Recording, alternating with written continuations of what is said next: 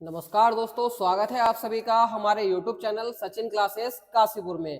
तो दोस्तों, जो हमारी टेस्ट सीरीज चल रही है यूके पुलिस के लिए, जो हमने अपनी एक टेस्ट सीरीज स्टार्ट की है, उसकी एक वीडियो दोस्तों हमने बनाकर डाल दी गई है, जिसमें आपने हमारे पहले 20 क्वेश्चनों को दोस्तों देखा होगा।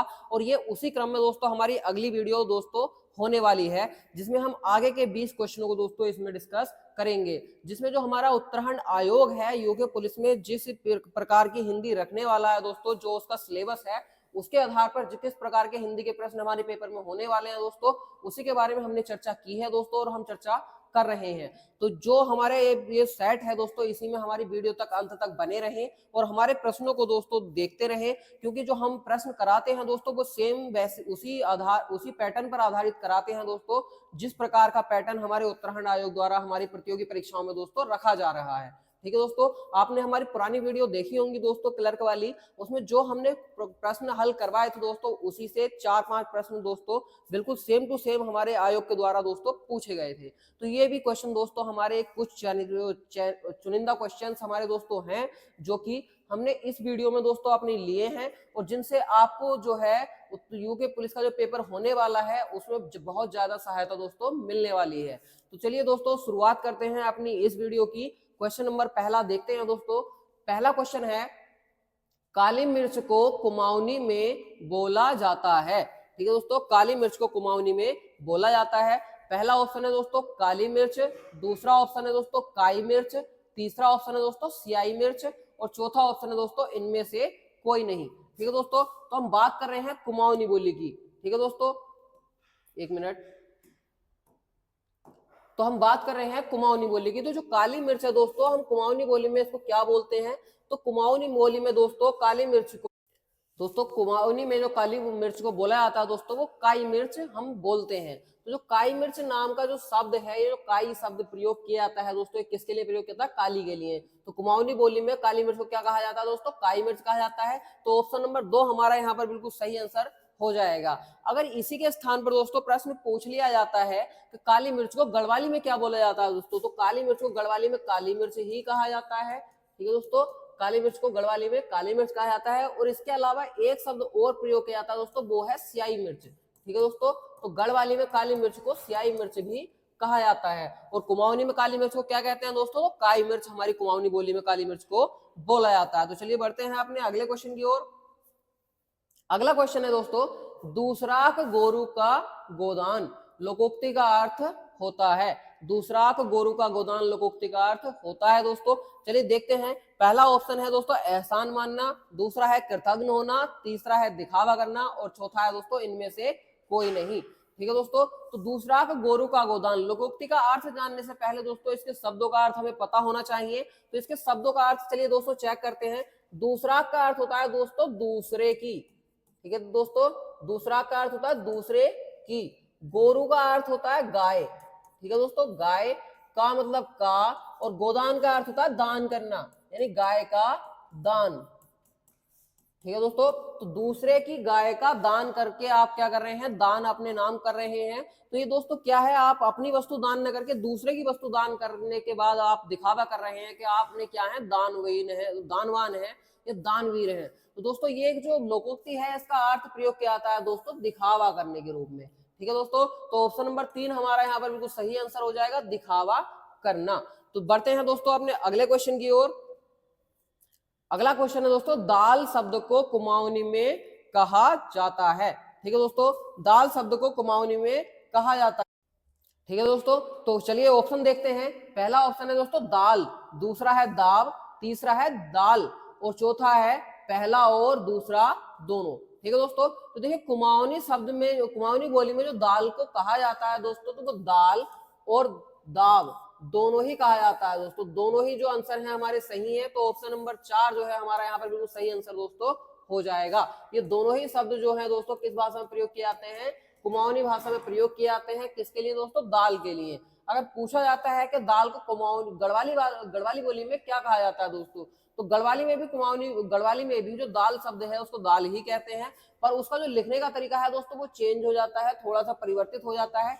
तो ये जो तीसरा ऑप्शन हमारा है दाल, ये जो कहा जाता है दोस्तों, ये कहा जाता है गढ़वाली बोली में।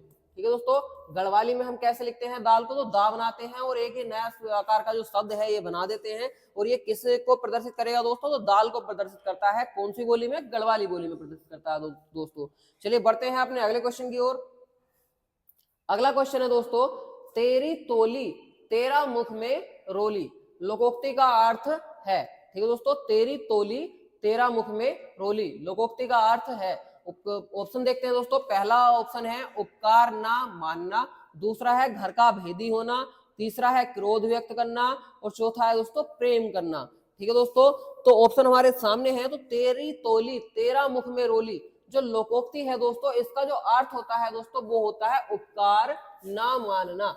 ठीक है दोस्तों, मतलब तेरे मुख की बात तेरे ही मुंह पर वापस उसने कर दी है। मतलब जो आपने उसके बारे में कुछ अच्छा बोला है या कुछ उसको आपने सद्भाव के उपदेश दिए हैं, तो उन्हें उनको ना अपनाकर आपकी बात आप ही को बोल दी है या वापस कर दी है। तो दोस्तों वो किस में आता है, तेरा तोली तेरा मुख में रोली। तो ये जो ऑप्शन नंबर पहला है दोस्तों, ये हमारा बिल्कुल सही आंसर यहाँ पर हो जाएगा, उपकार ना मानना। ठीक है दोस्तों, बढ़ते हैं अपने अगले क्वेश्चन की ओर। अगला क्वेश्चन है दोस्तों, निम्न में से संयुक्त स्वर है। ठीक है, निम्न में संयुक्त स्वर कौन सा है दोस्तों, वो हमें पहचान करनी है।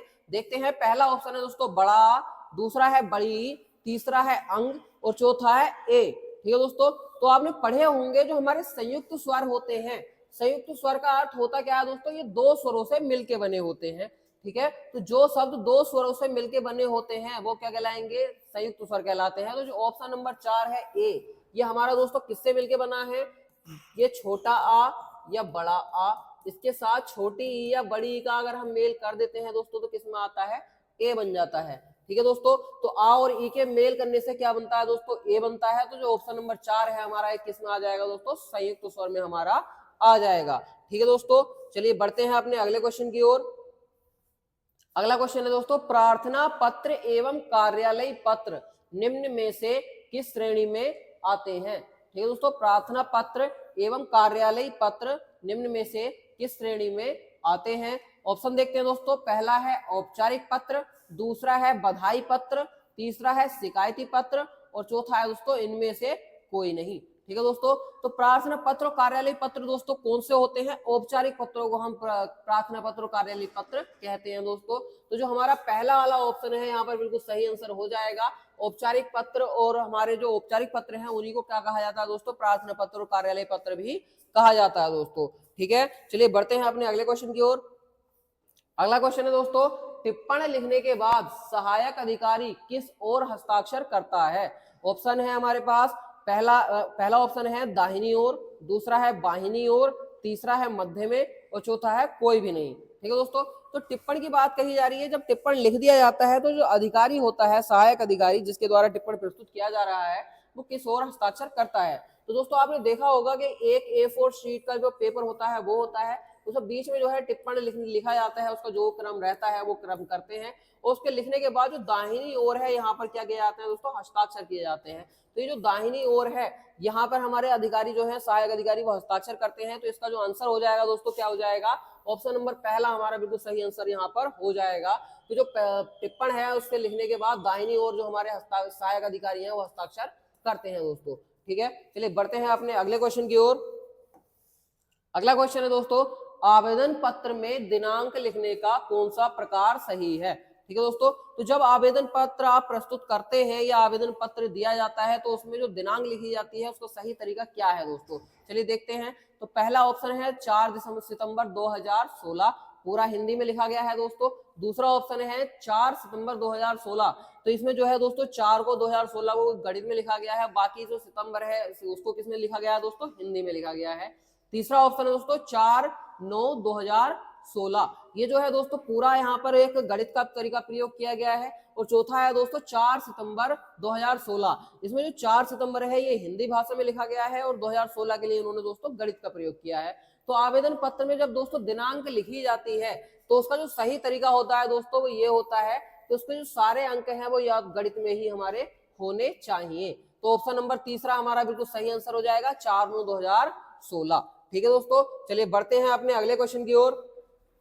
अगला क्वेश्चन है दोस्तों, जब लिखने से कुछ अंश छूट जाता है तो उसे प्रदर्शित करने के लिए किस चिन्ह का प्रयोग किया जाता है। ठीक है दोस्तों। तो जब हम कोई बात लिख रहे होते हैं, जो कोई हमने गद्यांश या पद्यांश लिखा है, या उसमें उन कथनों में कोई एक अंश वाक्य का जो है छूट जाता है, तो उसको लिखने के लिए हम किस चिन्ह का प्रयोग करते हैं दोस्तों। तो चलिए देखते हैं ऑप्शन में। पहला ऑप्शन है दोस्तों प्रश्नवाचक चिन्ह, दूसरा है अल्पविराम चिन्ह, तीसरा है निर्देशक चिन्ह, चौथा है दोस्तों हंस पद। ठीक है दोस्तों। तो देखिए जैसे आपने देखा होगा कि आपने एक शब्द यहाँ लिख दिया, एक शब्द यहाँ लिख दिया, इसके बीच में जो है आप शब्द लिखना भूल गए हैं, तो उसके लिए यहाँ पर एक ऐसे चिन्ह लगा दिया जाता है दोस्तों। ठीक है दोस्तों। तो ये जो चिन्ह लगाया जाता है ऐसे वाला, ये क्या कहलाता है दोस्तों, हंस पद कहलाता है। ठीक है दोस्तों। इस चिन्ह को क्या कहते हैं, हंस पद कहते हैं, या फिर इसे त्रुटि बोधक चिन्ह भी कहा जाता है। तो जो ऑप्शन नंबर 4 है हमारा दोस्तों, बिल्कुल यहाँ पर सही आंसर हो जाएगा। हंस पद चिन्ह का प्रयोग हम कब करते हैं, जब वाक्य में कुछ अंश लिखने से छूट जाता है, तो उसके लिए किस चिन्ह का प्रयोग किया जाता है दोस्तों, हंस पद चिन्ह का प्रयोग किया जाता है। चलिए बढ़ते हैं अपने अगले क्वेश्चन की ओर।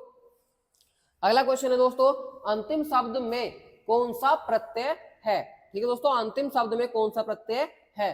तो जो अंतिम शब्द है दोस्तों, इसके प्रत्यय के बारे में हमें बात करनी है। देखते हैं, पहला ऑप्शन है हमारा इक, दूसरा ऑप्शन है दोस्तों हमारा इम, तीसरा है दोस्तों इमा, और चौथा है दोस्तों इन। तो देखिए दोस्तों, जो अंतिम शब्द है मिलके किससे बना है, तो ये बना है अंत प्लस इम शब्द से मिलके बना है। और जो शब्द या शब्दांश हमारे शब्द के अंत में जोड़े जाते हैं दोस्तों, वो क्या कहलाते हैं, प्रत्यय कहलाते हैं। तो यहाँ पर जो इम है हमारा, ये क्या हो जाएगा दोस्तों, प्रत्यय हो जाएगा। तो जो ऑप्शन नंबर 2 है हमारा, ये बिल्कुल सही आंसर यहाँ पर दोस्तों हमारा हो जाएगा। कि अंतिम शब्द में कौन सा प्रत्यय प्रयोग किया गया है दोस्तों, तो इम प्रत्यय का प्रयोग हमने इसमें किया है दोस्तों। चलिए बढ़ते हैं अपने अगले क्वेश्चन की ओर। अगला क्वेश्चन है दोस्तों, निम्नलिखित में स्त्रीलिंग शब्द है। ठीक है दोस्तों, निम्नलिखित में स्त्रीलिंग शब्द है। चलिए दोस्तों, इन सब में हमें स्त्रीलिंग शब्द छांटना है। देखते हैं पहला ऑप्शन है दोस्तों नीम, दूसरा है दोस्तों अरावली, तीसरा है दोस्तों जामुन, चौथा है दोस्तों चंबल। ठीक है दोस्तों। तो नीम, अरावली, जामुन और चंबल। तो दोस्तों जो इसमें अरावली है, अरावली की पहाड़ियां। ठीक है दोस्तों, अरावली की पहाड़ियां। तो जो आपने सुना ही होगा, तो जो अरावली है दोस्तों, ये क्या है हमारा, स्त्रीलिंग शब्द है। कैसा है दोस्तों, ये स्त्रीलिंग शब्द है। तो जो ऑप्शन नंबर 2 है हमारा, ये बिल्कुल क्या हो जाएगा, सही आंसर हमारा यहाँ पर हो जाएगा। अरावली कैसा शब्द है दोस्तों, स्त्रीलिंग शब्द है। चलिए बढ़ते हैं अपने अगले क्वेश्चन की ओर। अगला क्वेश्चन है दोस्तों, रेलगाड़ी किन भिन्न भिन्न भाषाओं के जोड़ से बना है। रेलगाड़ी जो शब्द है दोस्तों, इसमें किन किन भाषाओं को प्रयोग किया गया है, किन किन भाषाओं को जोड़ा गया है बनाने में। तो दोस्तों आप जानते हैं, जब भिन्न भिन्न भाषाओं के शब्द जुड़ते हैं, तो उन शब्दों को क्या कहा जाता है दोस्तों, संकर शब्द कहा जाता है। क्या कहते हैं दोस्तों, संकर शब्द। जो दो भाषाओं से मिलके बने होते हैं, ठीक है दोस्तों, दो भाषाओं से जो मिलके बने होते हैं, उन शब्दों को क्या कहते हैं दोस्तों, संकर शब्द कहते हैं। तो ऐसे ही इन्होंने पूछा है कि जो रेलगाड़ी संकर शब्द है, दो भाषाओं से मिलकर बना है, तो इनमें कौन कौन सी भाषाओं का प्रयोग हमने किया है। तो देखते हैं, पहला ऑप्शन है दोस्तों हिंदी और अरबी, दूसरा है अंग्रेजी और हिंदी, तीसरा ऑप्शन है दोस्तों फारसी और संस्कृत, और चौथा ऑप्शन है दोस्तों हिंदी और उर्दू। ठीक है दोस्तों। तो देखिए रेलगाड़ी में एक शब्द आता है रेल और एक आता है गाड़ी। जो रेल शब्द है दोस्तों, ये है अंग्रेजी भाषा का, और जो गाड़ी शब्द है दोस्तों, ये है हिंदी भाषा का। तो इसमें जो हमने मेल किया है दोस्तों, कौन कौन सी भाषाओं का मेल हुआ है, अंग्रेजी और हिंदी का मेल हमने रेलगाड़ी शब्द को बनाने में किया है। तो जो ऑप्शन नंबर 2 है हमारा दोस्तों, ये बिल्कुल सही आंसर यहाँ पर हमारा हो जाएगा। चलिए बढ़ते हैं अपने अगले क्वेश्चन की ओर। अगला क्वेश्चन है दोस्तों, अग्नि का पर्यायवाची नहीं है। ठीक है दोस्तों, अग्नि का पर्यायवाची नहीं है। ऑप्शन देखते हैं दोस्तों, पहला है आग, दूसरा है अनल, तीसरा है अनिल, चौथा है वैश्वानर। ठीक है दोस्तों। तो अग्नि का हमें पर्यायवाची ढूंढना है, ऐसा पर्यायवाची जो इन चारों में नहीं है। ठीक है दोस्तों, जो अग्नि है हमारे, उसमें उसके तीन पर्यायवाची हमारे ऑप्शंस में हैं, और चौथा हमारा जो अग्नि का पर्यायवाची है वो इसमें नहीं है। ठीक है दोस्तों, देखते हैं। तो अग्नि का जो पर्यायवाची है दोस्तों, आग, अग्नि को ही कहा जाता है। अनल जो है वो किसे कहते हैं, अग्नि को ही कहते हैं। वैश्वानर जो होता है वो भी किसे कहते हैं दोस्तों, आग को ही कहते हैं। और जो अनिल होता है, अनिल किसे कहते हैं दोस्तों, हवा को कहा जाता है। तो जो अनिल है हमारा अग्नि का पर्यायवाची नहीं है। ऑप्शन नंबर 3 हमारा यहाँ पर बिल्कुल सही आंसर हो जाएगा। जो अनिल है हमारी अग्नि का पर्यायवाची नहीं है। किसका पर्यायवाची है, हवा का पर्यायवाची है। तो चलिए बढ़ते हैं अपने अगले क्वेश्चन की ओर। अगला क्वेश्चन है दोस्तों, सदानंद में संधि है। सदानंद में संधि है, कौन सी संधि है दोस्तों, देखते हैं। ऑप्शन नंबर पहला है हमारा व्यंजन संधि, दूसरा है स्वर संधि, तीसरा है गुण संधि, और चौथा है यण संधि। ठीक है दोस्तों, व्यंजन संधि, स्वर संधि, गुण संधि और यण संधि। अब देखते हैं दोस्तों, जो सदानंद शब्द है ये मिलके बना है हमारा दोस्तों सत, प्लस आनंद। ठीक है दोस्तों, सत प्लस आनंद। और ये जो फॉर्मूला है दोस्तों, इसमें जो हमारा नियम लागू होता है, इसमें सत के नीचे देखिए दोस्तों हलंत है, तो ये क्या है, हमारा व्यंजन है। ठीक है दोस्तों, तो जब ता के साथ आ का मेल होता है तो क्या बनता है दोस्तों, दा बनता है। ठीक है दोस्तों, ता के साथ आ का मेल होता है तो क्या बनता है, दा बनता है। तो यहाँ पर संधि कौन सी हो जाएगी दोस्तों, व्यंजन संधि हमारी हो जाएगी। तो जो ऑप्शन नंबर पहला है दोस्तों हमारा बिल्कुल सही यहाँ पर हो जाएगा। सदानंद में कौन सी संधि है दोस्तों, व्यंजन संधि हमारी यहाँ पर है। ठीक है दोस्तों, बढ़ते हैं अपने अगले क्वेश्चन की ओर। अगला क्वेश्चन है दोस्तों, आपकी यात्रा मंगलमय हो किस प्रकार का वाक्य है। देखते हैं दोस्तों ऑप्शंस को। पहला ऑप्शन है दोस्तों संदेहवाचक, दूसरा है संकेतवाचक, तीसरा है विस्मयवाचक और चौथा है दोस्तों इच्छावाचक। ठीक है दोस्तों, आपकी यात्रा मंगलमय हो, तो देखिए दोस्तों अगर आप किसी से कहते हैं कि आपकी यात्रा मंगलमय हो या आपकी यात्रा सुखद हो, तो आपकी क्या है, ये आपकी इच्छा है। आपकी एक इच्छा है कि जो व्यक्ति यात्रा पर जा रहा है उसकी यात्रा कैसी होनी चाहिए, मंगलमय, या वो फिर जो उसकी यात्रा है वो सुखद होनी चाहिए। तो ये जो आपकी यात्रा मंगलमय हो, ये एक इच्छा को व्यक्त करता है। तो जो वाक्य है हमारा कैसा वाक्य हो जाएगा दोस्तों, इच्छावाचक वाक्य हमारा यहाँ पर हो जाएगा। कि आपकी यात्रा मंगलमय हो कैसा वाक्य है दोस्तों, इच्छावाचक वाक्य हमारा है। ठीक है दोस्तों, तो चलिए बढ़ते हैं अपने अगले क्वेश्चन की ओर। अगला क्वेश्चन है दोस्तों, आकाश के तारे तोड़ना मुहावरे का अर्थ है। आकाश के तारे तोड़ना मुहावरे का अर्थ है। देखते हैं दोस्तों, पहला है असंभव कार्य होना, दूसरा है प्रयत्न करना, तीसरा है अपना काम निकालना और चौथा है दोस्तों चुनौती स्वीकार करना। ठीक है दोस्तों, देखते हैं। देखिए आकाश के तारे तोड़ना, आकाश के तारे तोड़ना दोस्तों लगभग हमारी जो है एक असंभव बात है, तो जिसको पूरा नहीं किया जा सकता दोस्तों। तो ये जो मुहावरा है, ये जो प्रयोग किया जाता है दोस्तों, ये असंभव कार्य के लिए होता है।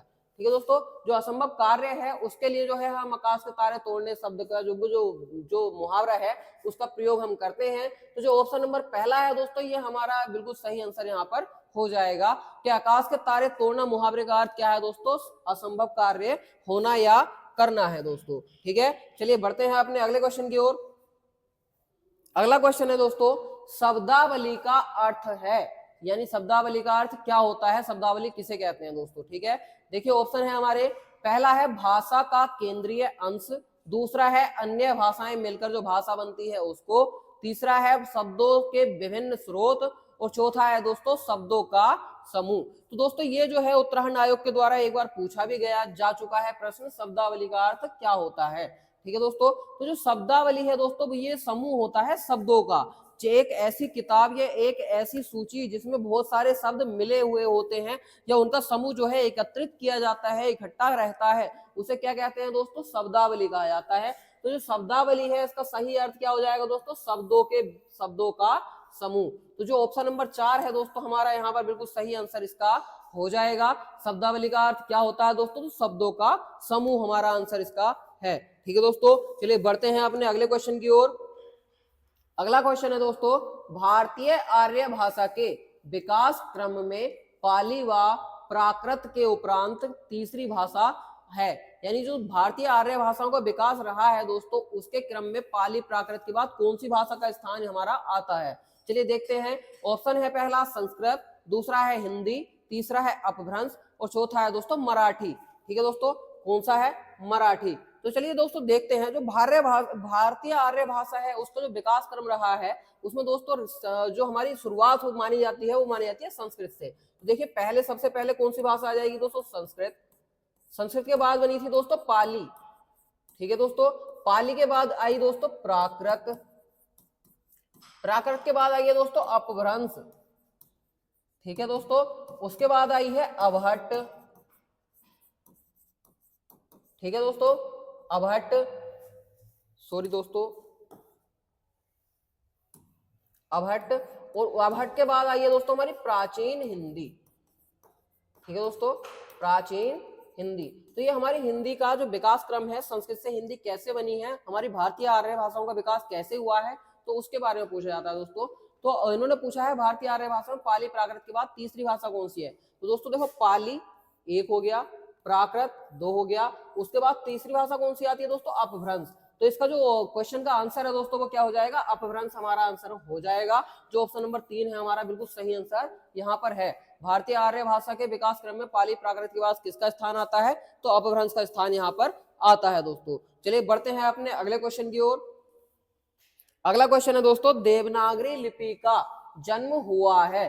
ठीक है दोस्तों, तो देवनागरी लिपि का जन्म हमें देखना है किस लिपि से माना जाता है, तो देखिए अंग्रेजी से हुआ है, दूसरा ऑप्शन है रोमन से, तीसरा है ब्राह्मी से, चौथा है फारसी से। ठीक है दोस्तों, तो जो देवनागरी लिपि का विकास क्रम है दोस्तों, ये माना जाता है कि इसका जो जन्म हुआ है किससे हुआ है, ब्राह्मी लिपि से हुआ है। तो ऑप्शन नंबर 3 हमारा यहाँ पर बिल्कुल सही दोस्तों हो जाएगा। और जो इसका क्रम माना जाता है दोस्तों तो सबसे पहले माना जाता है ब्राह्मी, ब्राह्मी के बाद माना जाता है दोस्तों